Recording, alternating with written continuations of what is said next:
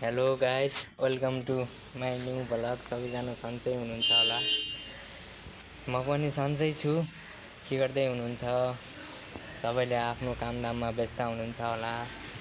आज चाहिँ के होइन, म चाहिँ यो मौसम चाहिँ देखाउनलाई आएको होइन। यस्तो बब्बाल छ कि फेरि आज होइन मौसम। आफ्नो मौसममा चाहिँ मौसम भन्ने चाहिँ यही नै राम्रो कि होइन, त्यस्तै छ। अनि मैले चाहिँ के भन्न चाहन्छु भने हाम्रो घर गाउँमा चाहिँ चुनावको चल्तीपल्ती धेरै भइरहेको छ। यसपालि चाहिँ हजुरहरूलाई मैले यो भन्न चाहन्छु कि हजुरहरूले आफ्नालाई भन्दा राम्रैले भोट हाल्नु होला।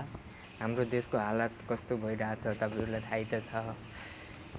त्यही भयो नि, अलि बन्छ उ गर्छ राम्रो हुन्छ।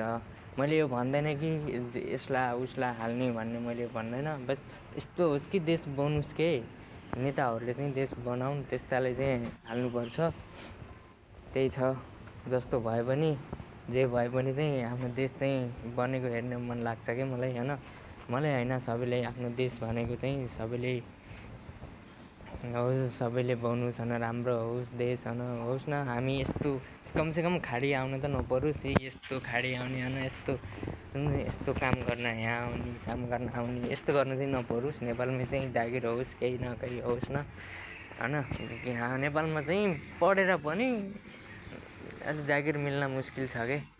अब पढे लेखेमा त अब मान्छेको आफ्नो हुन्छ पढ्नुपर्छ, उ गर्नुपर्छ, हुनुपर्छ के।